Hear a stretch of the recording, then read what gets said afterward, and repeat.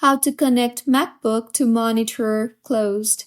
Hello everyone, I am Bishaka and welcome to our channel. Now let's get right into the tutorial. Firstly, let's talk about the requirements. So you will need an external monitor with the right cable, that is HDMI, DisplayPort, or USB-C. You will also need external keyboard and mouse or trackpad, and you will need MacBook power adapter.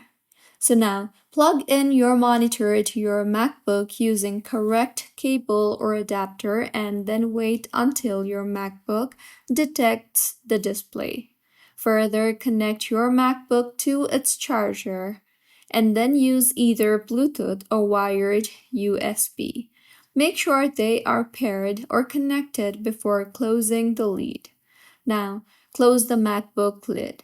The internal screen will go off and the external monitor should become the main display. If the monitor goes black, just press a key or move the mouse to wake it. And just in case if you face display settings, then open System Settings and tap on Displays in order to adjust the resolution, scaling, or to set the external monitor as the primary display.